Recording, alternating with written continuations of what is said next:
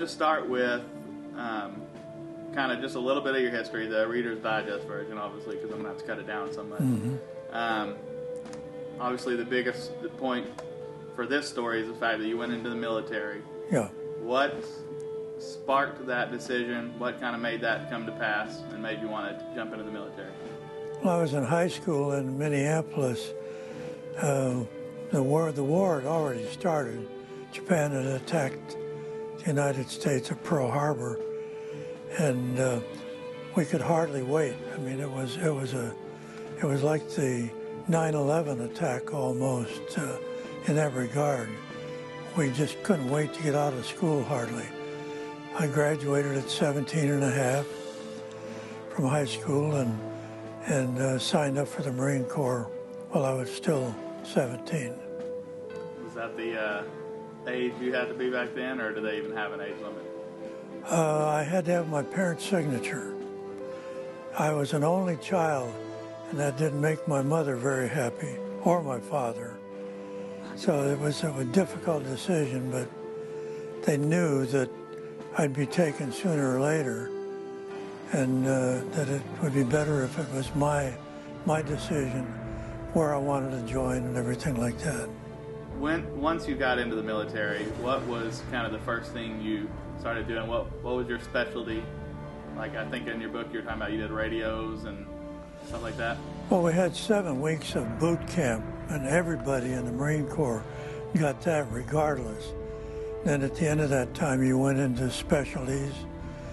We were examined for what technical areas we might be best for. And there were 3 of us in our platoon of 60 that were sent to radio school. And then what was your job when you got deployed? Well, there were several other aspects. Went to field signal school, worked radios out in the field from point to point. And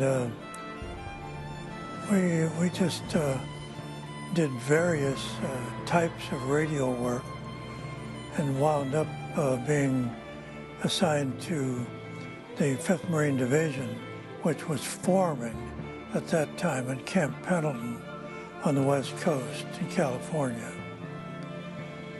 And yeah, that's fine. And then when you got into the Marines, did you already know kind of where you were going to the Pacific, or did you think you could wind up in Europe? Or well, the Marine War was in the Pacific. There were no Marines. There were very few isolated Marines in the European theater.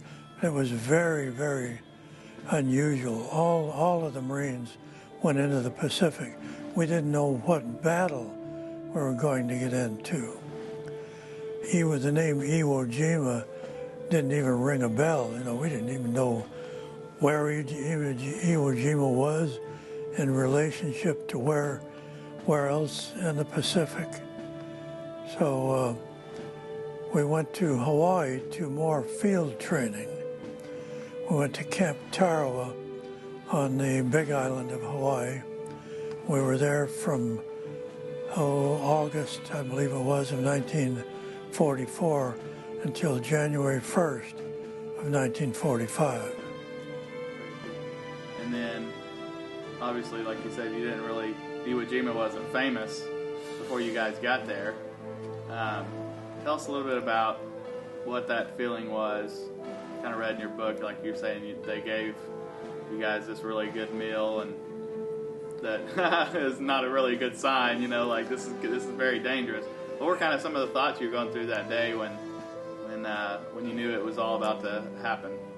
Well, to the Marines, the breakfast was called the dead man's breakfast, because in several cases, it turned out to be that way. We had a good heavy breakfast, and we had some rations in our pack that we carried on our back. What they called a K ration and a C ration. They weren't not very good. I mean, they got you by. That was about the best you could say for them.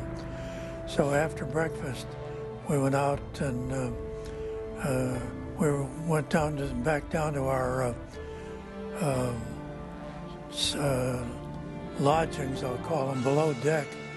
Got our equipment, our helmet, our rifle, bayonet, web belt with ammunition in it, put our packs on, and went up to what we call the top side, which was the upper deck. And we would climb down nets into landing craft, into what they call an LCVP, landing craft vehicle and personnel. And we had to go down rope ladders. They were tied into knots on a square basis.